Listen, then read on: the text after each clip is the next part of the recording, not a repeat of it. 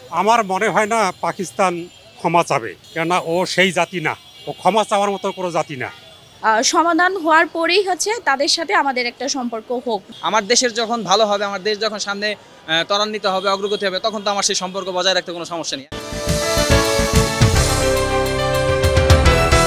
প্রিয় দর্শক, বাংলা ভিশনের নিয়মিত আয়োজন জনমতে স্বাগত জানাচ্ছি আমি ইদ্রিস আলম।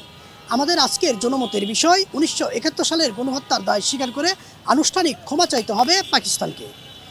1970 সালের দুর্যোগের $3.42 বিলিয়ন ফেরতও চেয়েছেন দেশটি। একই সাথে বাংলাদেশে আটকে পড়া 3,25,000 পাকিস্তানিকে ফেরত নিতে হবে। মুক্তিযুদ্ধের 54 বছর পেরিয়ে গেছে। এত বছর পর এই প্রস্তাবকে কিভাবে দেখছেন পাকিস্তান, আর বাংলাদেশের এই সাহসিকতাকে কিভাবে দেখছেন বাংলাদেশের সাধারণ মানুষ, চলুন জেনে আসা যাক। স্টুডেন্ট হিসেবে, ইউনিভার্সিটির স্টুডেন্ট হিসেবে আমরা হচ্ছে ওই বিষয়টাকেই সমর্থন করি। কারণ হচ্ছে যুদ্ধের দিকে যদি আমরা ফিরে তাকাই, দেখতে পারবো যে গণহত্যা হয়েছিল। তাছাড়া হচ্ছে যে আমাদের হচ্ছে অনেক ভাই বোনকে হারাইতে হয়েছে, মার সন্তান হারানো হয়ে গিয়েছে। তো এইসব বিষয়াবলী যখন হচ্ছে যে আমরা পূর্ণাঙ্গ বিচারটা পাবো, ওইটার উপরে হচ্ছে আমরা ডিপেন্ড করব যে আমরা হচ্ছে যে পূর্ববর্তীতে হচ্ছে যে সম্পর্কটা কি স্থির হবে কিনা, ভালো হবে কিনা।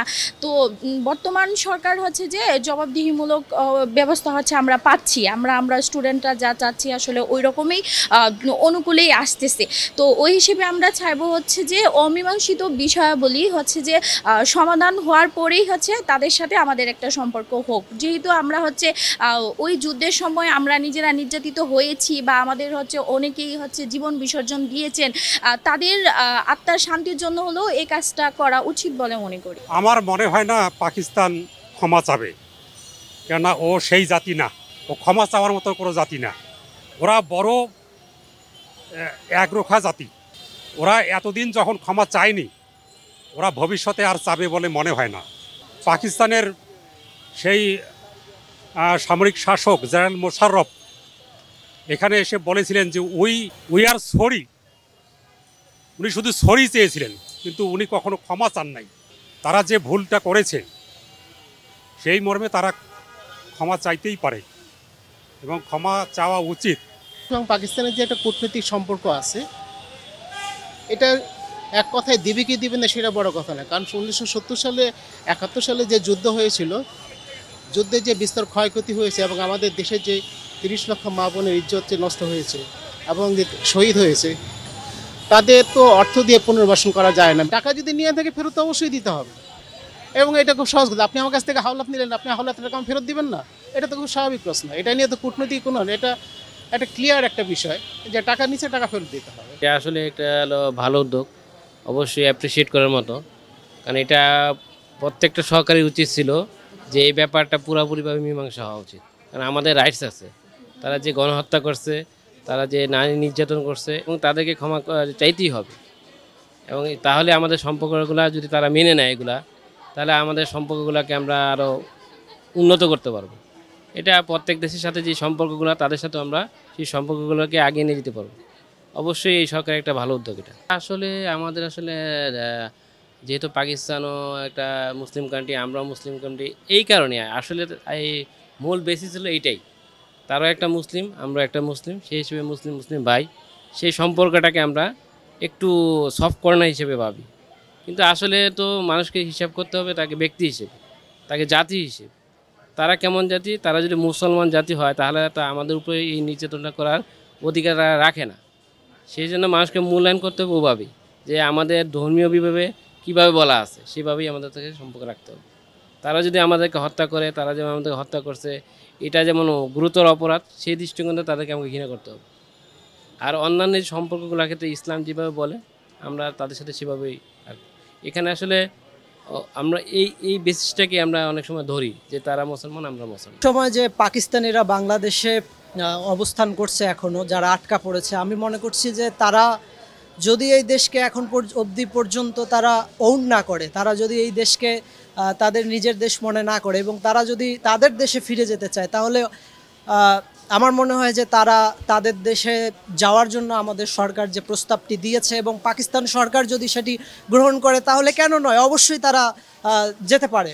এবং পাকিস্তান নিবে কিনা সেটা তো অবশ্যই একটা আলোচনার মধ্যে জানতে হবে পাকিস্তানের এক্ষেত্রে অবস্থান কি। অবশ্যই এর সাথে আমি সম্মতি পোষণ করি, কেননা যখন আমাদের সম্পর্কটা আরও গভীর হবে এবং আমরা জানি যে আমরা হচ্ছে সমুদ্রের একমাত্র অভিভাবক বলতে পারি আমাদের দেশকে। তো যেহেতু আমরা সমুদ্রের অভিভাবক এবং কম খরচে আমরা জানি যে কস্টটা হয়ে থাকে, একটা প্রোডাক্টের কস্টটা বেড়ে যায় হচ্ছে তার যাতায়াত ব্যবস্থার উপরে নির্ভর করে। তো সমুদ্রের অভিভাবক আমরা হওয়ার কারণে যখন আমরা আমাদের এই প্রোডাক্টটা সুন্দরভাবে তাদের সাথে শেয়ার করতে পারবো, তাদের এখানে পৌঁছে দিতে পারবো, তখন আশা করি আমাদের বাণিজ্যিক সম্পর্কটা আরও মজবুত হবে। তার অন্যতম আরেকটা কারণ হতে পারে আমরা আগে মুষ্টিগত ছিলাম, যার কারণে আমাদের সম্পর্কটা এককেন্দ্রিক ইন্ডিয়া কেন্দ্রিক হয়ে গিয়েছিল ভারতের আধিপত্যের কারণে। তো এর কারণে আমাদের তাদের থেকে একটা বাণিজ্যিক যে দূরত্বটা সৃষ্টি হয়েছিল, তাদের সাথে কোনো বাণিজ্যিক চুক্তি কিংবা কোনো কিছু সফল হচ্ছিল না। কোনো দিকে এক পা অগ্রসর হলে আমাদের পার্শ্ববর্তী দেশের স্বার্থ রক্ষার্থে দু পা পিছু হতে হতো। কিন্তু এখন আশা করি সেই বাধা যেহেতু থাকছে না এবং আমাদের বর্তমানে সরকার কিছু কিছু জায়গায় অলরেডি তাদের থেকে আমাদের আমদানি যে বিষয়গুলো সেগুলোকে অফ করে রেখেছে, সেই ক্ষেত্রে আমি বলতে পারি অবশ্যই আমাদের এই সম্পর্কটা আরও দৃঢ় হবে এবং এর মাধ্যমে আমাদের বাণিজ্যিক শক্তিটা আরও ইনশাআল্লাহ সামনের দিকে যাবে। অন্যান্য দেশগুলোতে যদি দেখি, এক দেশের সাথে এক দেশের যেইভাবে যুদ্ধ হয়েছে, রক্তক্ষয়ী যুদ্ধ হয়েছে, তার পরবর্তী সময় তাদের ভিতরে দেশের শান্তি শৃঙ্খলা রক্ষার্থে এবং দেশের স্বার্থে তারা সেই বিষয়গুলো মেনে নিয়েছে। এখন আর তাদের ভিতরে সেই সমস্যাগুলো দেখা যাচ্ছে না। সেখান থেকে আমার স্বার্থ যদি উদ্ধার হয়ে আসে কোনো একটা ঝামেলার পরে, বিবাদের পরে, তখন তো তার সাথে আমার কোনো ঝামেলা থাকার কোনো নেই, কারণ আমার স্বার্থভিত্তিক রাজনীতি করবো, আমি আমার দেশের ভালোর জন্য চিন্তা করব। আমার দেশের যখন ভালো হবে, আমার দেশ যখন সামনে ত্বরান্বিত হবে, অগ্রগতি হবে, তখন তো আমার সেই সম্পর্ক বজায় রাখতে কোনো সমস্যা নেই। অবশ্যই আমি এই অন্তর্বর্তী সরকারের প্রধান উপদেষ্টা সহ সমস্ত উপদেষ্টাকে অসংখ্য ধন্যবাদ জানাই। দেখুন, আমরা স্বাধীন হয়েছি প্রায় 54 বছর, কিন্তু বিগত স্বৈরাচার আওয়ামী লীগ সরকার যদিও ভারতের কারণে পাকিস্তানকে একটু চাপে রাখতো, কিন্তু মনে মনে ঠিকই পাকিস্তানের সাথে সম্পর্ক রাখতো। তা না হলে প্রায় $4 বিলিয়ন কখনো কিন্তু পাকিস্তানের কাছে দাবি করেনি এবং পাকিস্তানের সাথে কোনো প্রকার বৈঠক করতো না।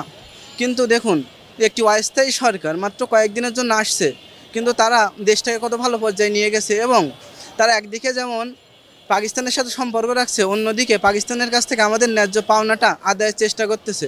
অর্থাৎ এখানে সবার আগে দেশের স্বার্থকে তারা প্রাধান্য দিচ্ছে। কিন্তু দেখুন, আওয়ামী লীগ সরকার বলেন বা বিএনপি, তারা কিন্তু পাকিস্তানের সাথে সুসম্পর্ক গড়ে তুলেছিল, তারপরেও কিন্তু এই টাকাটা আদায় করতে পারেনি বা বাংলাদেশের মানুষের অধিকারের কথাটি বলতে পারেনি তাদের সামনে। বাংলাদেশে যে অনুদানটা আসে ওইটা ওই সময় পাকিস্তান নিয়ে যায়, ওই টাকাটা বাংলাদেশ চাও, এটা পাকিস্তান দিয়ে দেওয়া আসলে উচিত, কারণ এটা বাংলাদেশের অধিকার। এই অধিকারের টাকাটা বাংলাদেশকে দিয়ে দেওয়া উচিত। প্রিয় দর্শক, এতক্ষণ দেখছিলেন বাংলা ভিশনের নিয়মিত আয়োজন জনমত। আবারও দেখা হবে নতুন কোনো বিষয়ে জনমত নিয়ে। সে পর্যন্ত ভালো থাকুন, সুস্থ থাকুন। আল্লাহ হাফেজ।